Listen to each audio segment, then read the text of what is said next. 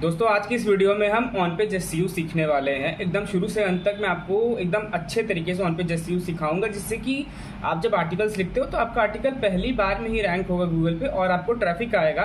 बहुत से लोग जो नए नए रहते हैं ब्लॉगिंग में, उनको ऑन पेज एसईओ नहीं आता, उनको आर्टिकल लिखने नहीं आता, इसीलिए उनको दिक्कत होती है ब्लॉगिंग में अच्छा करने में और अपनी वेबसाइट पर ट्रैफिक लाने में या पैसा कमाने में, कह लो सीधे से ब्लॉगिंग में। तो यार देखो, ऑन पेज एसईओ अगर आपको करना है तो सबसे पहले आपको टेक्निकल चीज़ें जाननी जरूरी है, टेक्निकल टर्म्स जानने ज़रूरी है।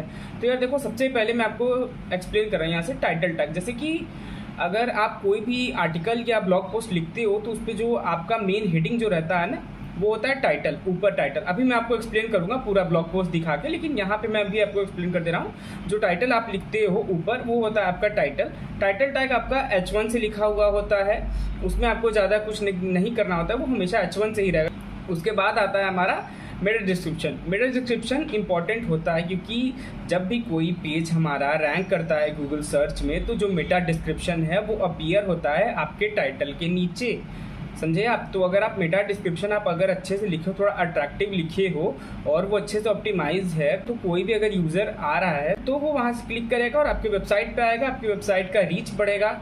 सिंपल सी भाषा में यही है। और उसके बाद आता है ये हेडर टैग्स। हेडर टैग्स कितने होते हैं? H1, H2, H3, H4, H5, H6। तो H1 तो हमारा टाइटल में आ जाता है। उसके बाद H2 से लेके H6 तक हमें अपने आर्टिकल में यूज़ करने होते हैं, प्रॉपर हायरार्की में यूज़ करने होते हैं। जैसे मैं H2 यूज़ कर रहा हूँ तो H2 यूज़ करके उसमें मैं लिखूंगा जो भी, फिर उसके बाद अगर मैं मुझे H2 में कोई टाइटल देना है या हेडिंग देना है, सब हेडिंग, तो मैं H3 यूज़ करूँगा। और मैं कोई अगर मुझे H3 में कोई और देना है तो मैं H4 यूज़ करूँगा। उसके बाद ऐसे करूँगा, जैसे मैंने H2 यूज़ किया, उसके बाद मैंने H3 किया, H3 के बाद अब H3 के अंदर अगर मुझे सब हेडिंग देना है तो मुझे H4 यूज़ करना है। और ये कंटेंट मैं आपको अभी एक्सप्लेन कर दूंगा कैसे होता है। इमेजेस अच्छे से ऑप्टिमाइज करना है और अच्छी इमेज बनाया जाता है, हाई क्वालिटी इमेज बनाया जाता है। अगर आपको इमेज ऑप्टिमाइजेशन एकदम अच्छे से सीखना होगा तो उस वीडियो का आपको लिंक मिल जाएगी इस वीडियो के डिस्क्रिप्शन बॉक्स में, वहाँ से देख लेना। और ये इंटरनल लिंक्स और एक्सटर्नल लिंक्स, तो देखो यार, अगर आप बहुत शुरू में शुरुआत कर रहे हो तो इंटरनल लिंक क्या होता है? जैसे कि आपकी ही वेबसाइट से, मैं यहाँ पे आपको दिखा दे रहा हूँ, आपके ही वेबसाइट से जब कोई भी लिंक आपकी ही वेबसाइट पे रिफ़र करे तो वो इंटरनल लिंक होता है। और अगर कोई लिंक जो है वो आपकी वेबसाइट से किसी और वेबसाइट पे लेकर चला जा रहा है यूज़र को, तो वो एक्सटर्नल लिंक है। सिंपल एंड साफ भाषा में यही है। मैं आपको अभी पूरा प्रैक्टिकल दिखा रहा हूँ, समझा रहा हूँ। देखो यार, ये जैसे ये मेरा आर्टिकल है, मैं जब आर्टिकल लिखता था तब, अभी मैं नहीं लिखता हूँ, तो यार मैंने ये आर्टिकल लिखा हुआ है, how to create extra child theme and install in WordPress. ये मेरा आर्टिकल है, ये मैं आपको दिखा दे रहा हूँ। आप शुरू से ऊपर से लेके नीचे तक इसे देख लो। ये आर्टिकल का बैक एंड है, यहाँ मैं आपको फ्रंट एंड में दिखा दे रहा हूँ। आर्टिकल कुछ ऐसा हमारा दिख रहा है, देख लो आप। देखो ये आर्टिकल आपको हाई क्वालिटी लग रहा है कि नहीं? हाई क्वालिटी है।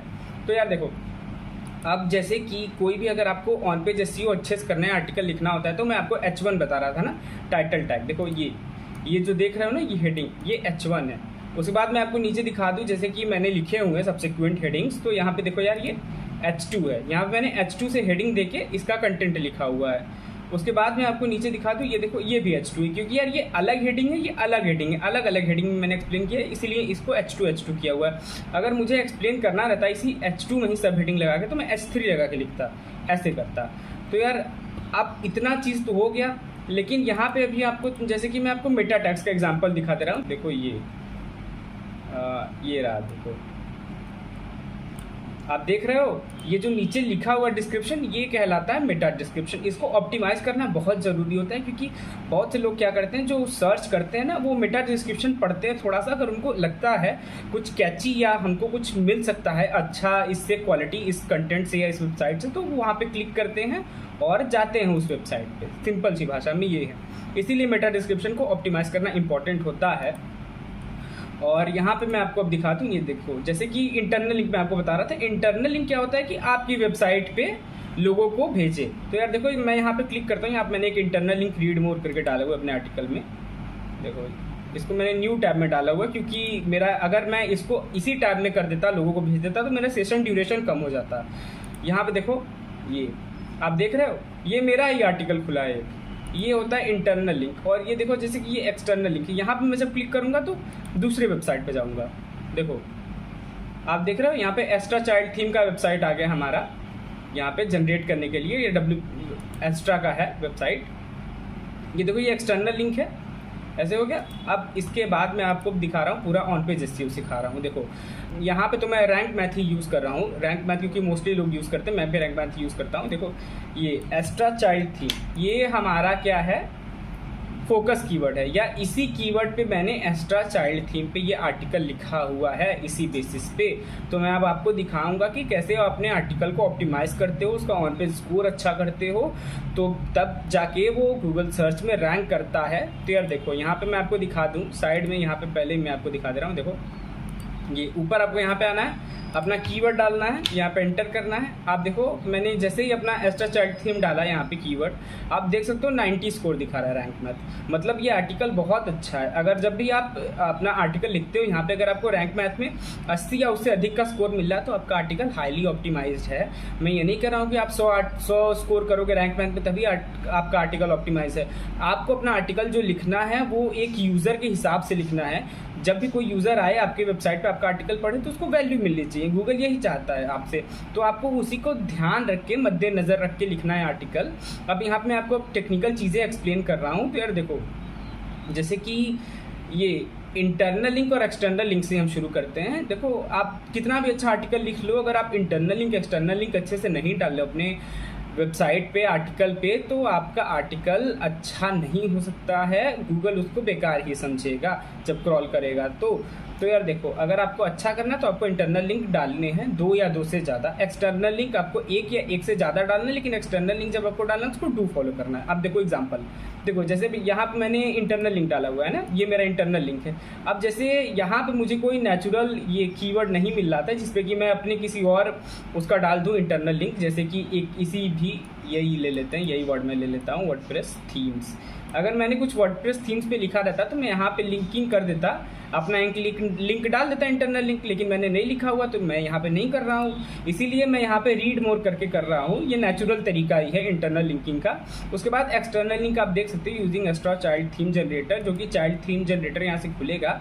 ये एक्सटर्नल लिंक है। एक्सटर्नल लिंक में आप जब भी करना डालना लिंक को अपने, यहाँ पे आपको सेट टू नो फॉलो नहीं करना है। अगर आप कर दोगे तो आपका ये जो डू फॉलो लिंक है वो नो फॉलो में कन्वर्ट हो जाएगा। आपको डू फॉलो एक्सटर्नल लिंक्स रखने हैं, याद रखना अच्छे से। और जब आप अपने आर्टिकल लिखते हो तो जब भी आप शुरू करो तो पैराग्राफ में शुरुआत में छोटे पैराग्राफ यूज़ करो, लोगों को इंट्रोडक्शन दो। उसके बाद आप प्रॉपर तरीके से जब एक्सप्लेन करते हो चीज़ों को, किसी और पैराग्राफ में आप ऊपर एक्सप्लेन कर रहे हो तो यहाँ पे देखो मैंने यहाँ पे बोल्ड किया हुआ है। इतना तो प्रॉपर तरीका आप कंटेंट राइटिंग में थोड़ा ध्यान लगाओगे तभी होगा। उसके बाद आप देखो जब मैंने नया हेडिंग शुरू किया तो यहाँ पे H2 टैग डाला हुआ, उसके नीचे कंटेंट लिखा हुआ है। उसके बाद नया हेडिंग जब मैंने शुरू किया फिर H2 डाल के उसके अंदर कंटेंट लिखा हुआ है। और इमेजेस और वीडियोस यूज़ करना ज़रूरी होता है, वो भी हाई क्वालिटी आपके आर्टिकल में।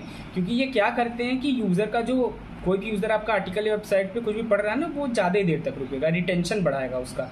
अच्छा अगर आपने यूज़ किया हुआ है अपने वेबसाइट पे तो यार देखो ये मैंने एक इमेज क्रिएट किया हुआ है। ये इमेज कितना हाई क्वालिटी है, पहला इमेज है अपीयर करने के लिए। उसके बाद आप देखो सब्सिक्वेंट में जब मैं एक्सप्लेन कर रहा हूँ तो मैं और भी इमेजेस यूज़ किया हूँ, और इन इमेजेस में आपको आल्ट टेक्स्ट ज़रूर से डालना है, ध्यान से डालना है। पहले मैं आपको यहाँ पे दिखा दूँ। देखो ये जैसे कि ये मेरा आर्टिकल मैंने इस पे लिखा हुआ how to create extra child theme and install in WordPress, तो मैंने यहाँ पे इसको एज आल्ट टेक्स्ट भी डाल दिया हुआ है इस इमेज में।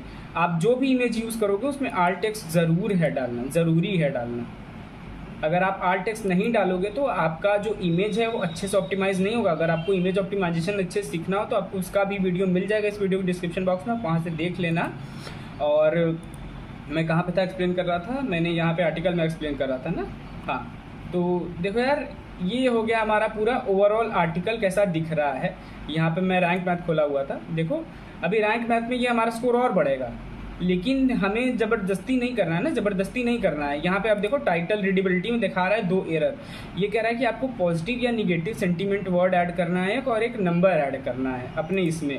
अगर मैं कर दूंगा तो ये बढ़ जाएगा स्कोर, जो कि मैं आपको करके दिखा दे रहा हूँ। जैसे कि यहाँ पर मैं लिख दे रहा हूँ 5 बेस्ट वेज, ये मैं लिख दे रहा हूँ। आप देखो 91 हो गया। यहाँ पे ये भी दोनों टिक लग गया। लेकिन ये मुझे नहीं करना है, ज़बरदस्ती का काम नहीं करना है। जो नेचुरल है उसको नेचुरली रहने देते हैं। यूज़र को अपने मुझे इतना ही पढ़ने देना है। रैंक मैथ में मैं 100 स्कोर करके करूँगा क्या, जब मैं अपने यूज़र का जो एक्सपीरियंस है, जो आर्टिकल पढ़ने आ रहा है, उसको ख़राब करते रहूँ। तो आपको कोशिश करना है कि आप 80 या उससे अधिक ला दो रैंक मैथ में, तब आपका आर्टिकल ऑप्टिमाइज है। थोड़ा कॉमन सेंस लगा के आर्टिकल लिखना। उसके साथ साथ ही जो वो होता है हमारा मेटा डिस्क्रिप्शन, वो कैसे ऑप्टिमाइज करना है। तो देखो यार, ये जो पहला पैराग्राफ है ना, मैं यहाँ पे इन दिस आर्टिकल तक कॉपी कर लेता हूँ इसको, ये इसको, इसके बाद में यहाँ पे इसको चलता हूँ रैंक मैथ में ही, यहाँ पे एडिट स्निपेट में, यहाँ पे आप देखो मैं इसको यहाँ पे डाल दे रहा हूँ। तो ये हमारा हो गया डिस्क्रिप्शन। आप देख सकते हैं यहाँ पे मेटा डिस्क्रिप्शन दिखा रहा है कि हमें 160 वर्ड से कम रखने हैं। 153 वर्ड तक है मेरा, जो कि बहुत अच्छा है। ऊपर चाहो तो आप परमा लिंक को भी थोड़ा बड़ा कर सकते हो, परमा लिंक को आपको, लेकिन कोशिश करना हमेशा कि 75 वर्ड से आपका परमा लिंक कम ही रहे, उससे ज़्यादा नहीं होना चाहिए। और ऊपर आप चाहो तो टाइटल भी डाल के देख सकते हो। यहाँ पे तो मुझे यही एक्सप्लेन करना था आपको, मेटा डिस्क्रिप्शन आपको कितना रखना है, अच्छे से रखना है। तो यार देखो, मैंने मेरा मेटा डिस्क्रिप्शन कितना अच्छा लगा है। Do you know that you can create an extra child theme and install it on the WordPress website within 5 minutes? Follow the steps as shown in this article. कोई भी अगर ये अपीयर करेगा ना, तो वो बोलेगा यार कैसे स्टेप्स हैं, कैसे 5 स्टेप्स में कितने 5 मिनट में आसानी से हो जा रहा है। मैं इस पर क्लिक करता हूँ, चलता हूँ। तो यार ऐसे ही आपको करना है, अपने वेबसाइट पे अच्छे से लिखना है, चीज़ों को अच्छे से ऑप्टिमाइज़ करना है। कंटेंट राइटिंग मैं मतलब उम्मीद कर रहा हूँ कि आप अच्छे से लिख लोगे। और बाकी सारी जो ऑन पेज एसईओ वाली टेक्निकलिटी जो चीज़ें हैं, उनको थोड़ा ध्यान देना है। अभी मैं आपको यहाँ पे, ये तो बैक एंड है हमारे इसका आर्टिकल का, मैं आपको इसको फ्रंट में दिखाते रहा हूँ। ये आर्टिकल कैसा दिख रहा है, ये है, सॉरी, ये आप देख सकते हो, how to create extra child theme and install in WordPress. आप देख सकते हो ये इमेज कितना हाई क्वालिटी लग रहा है। इमेज के बाद आप देख सकते हो पहला हमारा पैराग्राफ है, छोटा सा एक्सप्लेनेशन के बाद, उसके बाद टेबल ऑफ कंटेंट्स है। टेबल ऑफ कंटेंट मैं आपको बता रहा हूँ, डायरेक्टली आपके एसईओ पे असर नहीं डालता है, इनडायरेक्टली डालता है। मैं आपको बता दे रहा हूँ, टेबल ऑफ कंटेंट भी आपको यूज़ करना ज़रूरी है। अगर आप चाहते हो कि आपके वेबसाइट का जो इंगेजमेंट रेट है वो ज़्यादा रहे, सेशन ड्यूरेशन ज़्यादा रहे, और उसके साथ साथ आपका बाउंस रेट भी अगर आप कम करना चाहते हो, अच्छा रखना चाहते हो, अपनी वेबसाइट का ओवरऑल रेपुटेशन बढ़ाना चाहते हो, तो आपको टेबल ऑफ कंटेंट्स ज़रूरी है यूज़ करना। टेबल ऑफ कंटेंट से क्या होता है कि बहुत से लोग जब आर्टिकल पढ़ते हैं ना, तो वो ध्यान नहीं देना चाहते हैं कि आर्टिकल में इतना नीचे तक क्या लिखा है। अगर वो टेबल ऑफ कंटेंट्स आप यूज़ करोगे, तो जैसे how to create extra child theme या how to install extra child theme in WordPress, मैं यहाँ पे क्लिक करता हूँ, मैं अपने इस वाले हेडिंग पे आ जाता हूँ यहाँ पे, कि मैं कैसे इंस्टॉल करना है extra child theme in WordPress. यहाँ पे कोई भी आएगा, उसको जितना ज़रूरत है वो उतना पढ़ के अपना चला जाएगा यूज़र। तो आपको ज़रूरी है कि अपने आर्टिकल को पहले ढंग से ऑप्टिमाइज़ करो, उसमें इंटरनल लिंकिंग करो, एक्सटर्नल लिंकिंग करो, हेडिंग टैग्स अच्छे से यूज़ करो, आर्टिकल अच्छे से लिखो, और इमेजेस हाई क्वालिटी हमेशा यूज़ करना। इमेजेस के साथ साथ अगर आप वीडियोस चाहो तो वीडियोस भी यूज़ कर सकते हो। उसके साथ साथ ही आप टेबल ऑफ कंटेंट्स यूज़ कर सकते हो। टेबल ऑफ कंटेंट्स आप चाहो तो रैंक मैथ का भी यूज़ कर सकते हो, लेकिन मैं नहीं यूज़ करता हूँ, मैं ये अलग से प्लगइन लगाया हुआ हूँ। मैं समझता हूँ कि आप टेबल ऑफ कंटेंट्स लगा लोगे, खुद से कर लोगे सेट, बहुत ईजी होता है, बहुत आसान होता है। तो यार कुल मिला जुला के इस वीडियो में इतना ही है कि ऑन पेज एसईओ क्या होता है, आपको कैसे ऑप्टिमाइज़ करना है अपने आर्टिकल को, कैसे लिखना है बेहतर तरीके से, तो जाके आपका जो आर्टिकल है वो आसानी से रैंक कर जाता है गूगल सर्च में। और एक और चीज़ मैं भूल रहा था कि आप जो कीवर्ड लेते हो ना, जैसे ये एक्स्ट्रा चाइल्ड थीम मेरा कीवर्ड है, कभी भी कीवर्ड स्टफिंग मत करना बेवजह का। जैसे कि मैं कुछ भी, लोग पहले तो करते थे, अब क्योंकि गूगल ने बहुत सारे अपने कोर अपडेट्स लेते आए हैं, तो बहुत सारे लोगों का वेबसाइट बहुत ज़्यादा हिट हुआ, तो लोग करना छोड़ दिए। तो लोग क्या करते थे, एक्स्ट्रा चाइल्ड थीम इसको ले लिए, ये कीवर्ड को, हमारे ये एक्स्ट्रा चाइल्ड थीम को, इसको लेकर यहाँ पे टेक्स्ट लिख के टेक्स्ट का कलर वाइट कर देते थे, छुपा के 3-4 बार कॉम्बिनेशन में इसको रिपीट कर देते थे, वाइट कर देते थे कि यूज़र को पता ना चले, और जो हमारे सर्च इंजन की क्रॉलर्स है, बॉट्स हैं, उसको लगे ये आर्टिकल अच्छा है, कंटेंट अच्छा है, इसको ऊपर रैंक करवाएं। और उसके साथ साथ ही लोग एक और प्रैक्टिस यूज़ करते थे कि अननेचुरल तरीके से कीवर्ड्स को कॉम्बिनेशन डालते थे, जैसे कि this article is very important extra child theme, ऐसे करके लिख दिया। तो यार ऐसा नहीं करना है आपको अच्छे तरीके से लिखना है कि आपका ये जो एक्स्ट्रा चाइल्ड थीम, यहाँ पे ये मेरा कीवर्ड है, नेचुरल तरीके से कॉम्बिनेशन में रिपीट हो, ना ज़्यादा हो ना कम हो, ठीक ठाक से, जैसे कि ये 4-5 बार आपका आ जा रहा है कॉम्बिनेशन में, तो बहुत अच्छी बात है। और उसके साथ साथ ही जब एक और चीज़ मैं भूल रहा था कि ये जैसे कि आप हेडिंग टैग्स लिखो H2 में आप देखो एक्स्ट्रा चाइल्ड थीम हमारा कीवर्ड इसमें भी आया है। तो यार जब अच्छे से लिखोगे, आप ढंग से लिखोगे ना, तो आप अपने जो हेडिंग टैग्स है उनमें भी अपने फोकस कीवर्ड को डालना। उसके साथ साथ ही अपने जो मेटा टैग है, मेटा टैग में आपको डालना है, यहाँ पे मेटा डिस्क्रिप्शन में मैं आपको दिखा दूँ, एक्स्ट्रा चाइल्ड थीम यहाँ पे हमारा आया हुआ है, ये है। और कुल मिला जुला के यही होता है ऑन पेज एसईओ पूरा। मैं उम्मीद करता हूँ आप समझ गए होंगे कि ऑन पेज एसईओ कैसे होता है, हमें आर्टिकल कैसे लिखना है, कैसे ऑप्टिमाइज़ करना है अपने आर्टिकल को, यही होता है पूरा on page SEO. On page SEO बहुत ईजी होता है अगर आप ढंग से करोगे तो। मैं लिख के देता हूँ, अगर आप अच्छे से ऑन पेज एसईओ के जितने भी रूल्स हैं ना फॉलो करके, कुछ नहीं 15 आर्टिकल लिख दोगे हाई क्वालिटी के, मैं लिख के दे रहा हूँ, आपके आर्टिकल्स रैंक होने लग जाएंगे गूगल पे, आपको ट्रैफिक आने लग जाएगा। लेकिन बस यही है कि आपको मन लगा के दिल लगा काम करना है, ऐसे चोरी चकारी वाला काम नहीं करना है। तो यार ये वीडियो यहीं पे खत्म होता है। मैं उम्मीद करता हूँ कि वीडियो अच्छा लगा, इन्फॉर्मेटिव होगा। अगर आप चैनल पे नए हो तो प्लीज़ चैनल को जरूर सब्सक्राइब कर देना। Thank you.